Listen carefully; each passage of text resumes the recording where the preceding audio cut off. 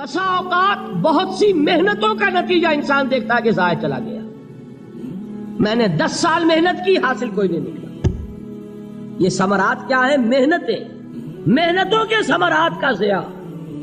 کوشش آپ نے کی، قسمت کی خوبی دیکھی ہے، ٹوٹی کہاں کمن، 2-4 ہاتھ جب کے لبے بام رہ گئے. Be prepared. ایک شاعر کے یہ اشعار ہیں، وہ کمیونسٹ تھا، میں نام بھی نہیں لیتا، لیکن یہ کہ یہ اسی انقلابی، چونکہ ان کا بھی ایک انقلابی نظریہ ہے، انقلابی عمل میں یہ سارے مراحل آتے ہیں.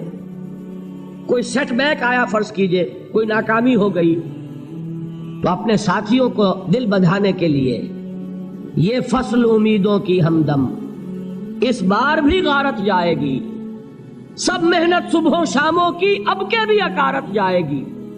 میرے نبی کے ثمرات کا جو لفظ یہاں آیا ہے، وَنَقْصٍ مِّنَ الْأَمْوَالِ وَالْأَنفُسِ وَالثَّمَرَاتِ، سب محنت صبحوں شاموں کی اب کے بھی اکارت جائے گی. دھرتی کے کونوں کھدروں میں پھر اپنے لہو کی کھاد بھرو، پھر مٹی سینچو اشکوں سے، پھر اگلی رت کی فکر کرو، پھر اگلی رت کی فکر کرو، جب پھر ایک بار اجڑنا ہے. ایک فصل پکی تو بھر پایا، تب تک تو یہی کچھ کرنا ہے. ایک مقصد ہے سامنے، انقلاب برپا کرنا ہے. ایک کوشش ناکام ہو جائے کوئی پرواہ نہیں، نیکسٹ. پھر تیار رہو ناکامی کے لیے. ایسا نہ ہو جو انگریزی میں کہتے ہیں hope for the best but be prepared for the worst. ایسا نہ ہو کہ دوسری مرتبہ ناکام ہو کے بددل ہو جاؤ، تمہاری ہمتیں جواب دے جائیں. نہیں، پہلے سے تیار رہو کہ دوسری مرتبہ بھی ناکامی آئے تو آئے، لیکن جب تک کہ کامیابی حاصل نہیں ہوتی ہمیں یہ کام کیے چلے جائیں. دیکھیے سیرت میں آیا کہ نہیں یہ واقعہ. بدر میں مسلمانوں کو فتح ہوئی تو احد میں زک پہنچی کہ نہیں؟ 70 صحابہ شہید ہوئے کہ نہیں؟ اگر ان کی ہمتیں جواب دے جاتی تو گاڑی کیسے چلتی آگے؟ تو فرمایا وَلَنَبْلُوَنَّكُمْ بِشَيْءٍ مِّنَ الْخَوْفِ وَالْجُوعِ وَنَقْصٍ مِّنَ الْأَمْوَالِ وَالْأَنفُسِ وَالثَّمَرَاتِ. ہم تمہیں لازم آزمائیں گے، خوف کی کیفیت سے، فقر و فاقے کی کیفیت سے، بھوک سے، جان کے نقصان سے، مال کے نقصان سے، محنتوں کے حاصل کے ضائع ہو جانے سے. وَبَشِّرِ الصَّابِرِينَ، اور اے نبی بشارت دیجئے صبر کرنے والوں. الَّذِينَ إِذَا أَصَابَتْهُمْ مُصِيبَةٌ، وہ کہ جب ان پر کوئی تکلیف آئے، کوئی مصیبت آئے، کوئی آزمائش آئے، قالوا انا للہ و انا الیہ راجعون، وہ یہ کہیں کہ ہم اللہ ہی کے ہیں، اللہ ہی کی طرف لوٹ جانا ہے. یہ وہی انداز ہے جو میں نے فارسی کا شعر سنایا تھا آپ کو کہ سرے تسلیم خم ہے جو مزاج یار میں آئے. وہ ہمارا مولا ہے، ہمارا آقا ہے. اگر اسے یہی منظور ہے تو ہمیں بھی یہی منظور ہے. میں نے تسلیم و رضا کی بات کی تھی نا، آپ کو کچھ شعر سنائے تھے. ایک شعر اور سنیے، اور یہ کس کا ہے؟ محمد علی جوہر کا. ایک مرتبہ جیل گئے، ان کی ایک بیٹی جوان بیمار ہوئی، فوت ہو گئی. باہر چھوڑا انگریز نے، جاؤ بھائی دفن کر دو بیٹی کو. دوسری مرتبہ جیل گئے، دوسری جوان بیٹی اسی مرض میں مبتلا ہوئی.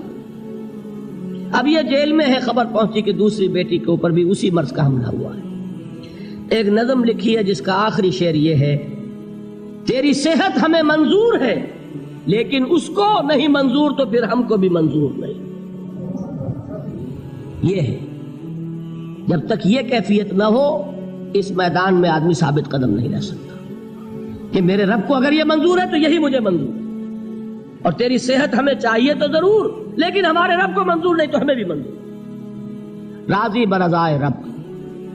وَبَشِّرِ الصَّابِرِينَ الَّذِينَ إِذَا أَصَابَتْهُمْ مُصِيبَةٌ قَالُوا إِنَّا لِلَّهِ وَإِنَّا إِلَيْهِ رَاجِعُونَ.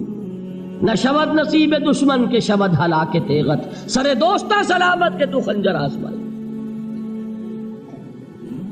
اولئک علیہم صلوات من ربہم ورحمہ، یہی ہے وہ لوگ جن پر ان کے رب کی طرف سے عنایتیں ہیں اور رحمتیں ہیں. وَأُولَٰئِكَ هُمُ الْمُهْتَدُونَ، اور یہی ہے وہ لوگ جو کامیاب ہونے والے ہیں، ہدایت پانے والے، ہدایت یافتہ.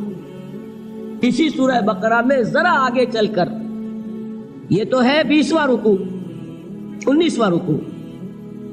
21ویں رکوع کی پہلی آیت ہے لیس البر ان تولوا وجوہکم قبل المشرق والمغرب ولکن البر من آمن باللہ والیوم الآخر والملائکۃ والکتاب والنبیین وآتى المال على حبه ذوي القربى واليتامى والمساكين وابن السبيل والسائلين وفي الرقاب وأقام الصلاة وآتى الزكاة والموفون بعهدهم إذا عاهدوا والصابرين في البأساء والضراء وحين البأس.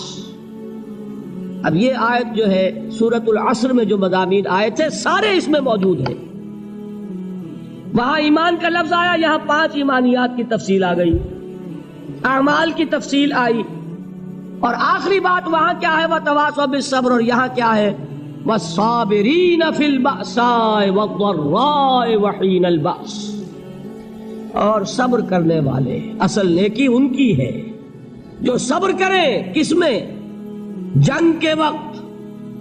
ذرائے بأسائے، بأسا کہتے ہیں فقر اور فاقہ. واحد آئے گا باس تو اس کے معنی جنگ، اور بأسا جمع میں آئے گا تو فاقہ فقر بھوک.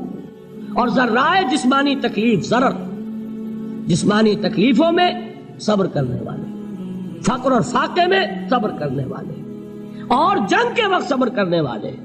اولئک الذین صدقوا واولئک هم المتقون.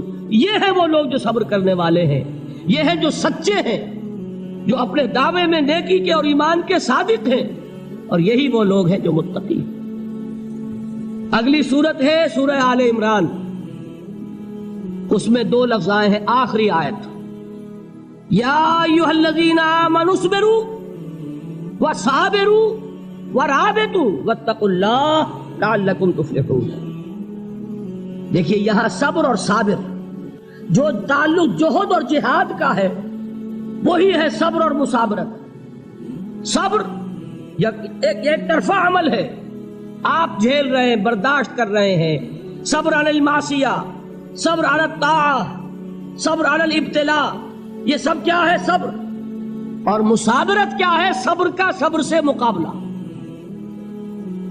یہ سورہ آل عمران اب وقت نہیں ہے، میں آپ کو سناتا اللہ تعالیٰ نے کیسے کیسے مسلمانوں سے کہا. مسلمانوں تمہیں زک پہنچی ہے تو انہیں بھی تو پہنچی تھی. ان کے 70 نہیں مارے گئے تھے بدر میں؟ ان کے حوصلے جو ہیں وہ تو پست نہیں ہوئے، وہ اگلے سال آ گئے تم پر چڑھائی کر کے. تم کیوں اتنا برا مان رہے ہو؟ تمہارے دل اتنے زخمی کیوں ہو گئے؟ تمہیں تکلیف پہنچتی ہے تو انہیں بھی پہنچتی ہے. اپنی غیرت جو ہے ہمیں ذرا اس کا جائزہ لینا چاہیے. لوگ باطل نظریات کے لیے کتنی قربانیاں دے رہے ہیں، لوگ باطل چیزوں کے فروغ کے لیے کتنی محنتیں کر رہے ہیں. جیسا کہ میں نے ابھی کہا تھا، اسی غیرت کو چیلنج کرنے کے لیے، ذرا آپ کی حمیت دینی کو جوش دلانے کے لیے. قادیانی نوجوان کتنی تعداد میں اپنے آپ کو دین کے لیے وقف کرتا ہے، اور آپ کتنے نوجوان ہیں جو اپنے آپ کو دین کے لیے وقف کرتے ہیں، اور ہوں وہ کھاتے پیتے گھرانوں کے لوگ. یہ نہیں ہے کہ اگر کوئی اور کام نہیں کر سکتا تو پھر یہ ہے کہ وہ دین کے کام میں لگ جائے.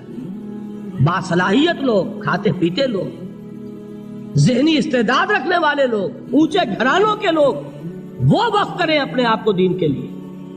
اس کے بغیر کیسے باہر آ جائے گی، کیسے رونق آ جائے گی؟ تو دنیا میں باطل نظریات والے جو ہیں، یہ بات کہی گئی ہے مسلمانوں تم اگر توحید کے لیے لڑ رہے ہو، دیکھتے نہیں ابو جہل کو، اس نے گردن کٹوائی ہے شرک کے لیے، شرک کے لیے گردن کٹوائے، اور تم توحید کے لیے گردن کٹوانے کو تیار نہ ہو. اس نے گردن کٹوائی کہ نہیں کٹوائی؟ اور کس طرح کٹوائی ہے؟ کیونکہ بڑا متکبر قسم کا، فرعون قسم کا شخص تھا. جب گردن کاٹنے لگے تو کہتا ہے ذرا نیچے سے کاٹنا، تاکہ جب تم نیزے کے اوپر چڑھاؤ میرے سر کو تو اونچا نظر آئے، معلوم ہو سردار کا سر. وہ بدبخت مرتے ہوئے بھی جو اس کی کیفیت تھی نا، اس کو ذہن میں رکھیے.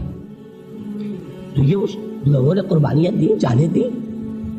تو فرمایا اگر تم ان سے زیادہ قربانی نہیں دو گے، یہ نوٹ کر لیجئے اس کو، مجرد اگر حق کو غالب کرنا اللہ کے ذمے ہو تو آنے واحد میں غالب کر دے گا، تمہیں تکلیف ہی دینے کی ضرورت نہیں. سمجھ رہے؟ کیا اللہ کے مقابلے میں کوئی باطل کی طاقت ٹھہر سکتی ہے؟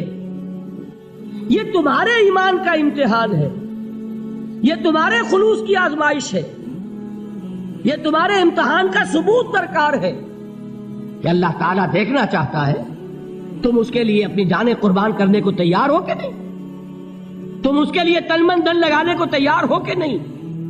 اور یہ جان لو کہ اگر کفار اور مشرکین اور ملحدین اور باطل نظریات والے وہ جو کچھ قربانیاں اپنے باطل نظریات کے لیے دے رہے ہیں ان سے زیادہ اگر تم نہیں دو گے تو حق غالب نہیں ہوگا۔ انہوں نے جو صبر کیا ہے اپنے باطل نظریات پر، اگر تم اس سے زیادہ صبر کا ثبوت نہیں دو گے اپنے اس حق پر تو حق غالب نہیں ہوگا۔ اس لیے فرمایا یا ایھا الذین آمنوا اصبروا وصابروا، نہ صرف یہ کہ صبر کرو بلکہ صبر میں اپنے دشمنوں سے آگے نکلو، ان کے صبر سے بڑھ کر صبر کرو۔ ورابطوا، مرابطہ کہتے ہیں چوکس رہنا، ہوشیار، پہرا دو، ایسا نہ ہو کہ دشمن جو ہے غفلت میں تمہارے اوپر کوئی حملہ جو ہے کر بیٹھے۔ واتقوا اللہ، اور اللہ کا تقوی اختیار کرو، لعلکم تفلحون، تاکہ تم فلاح پاؤ۔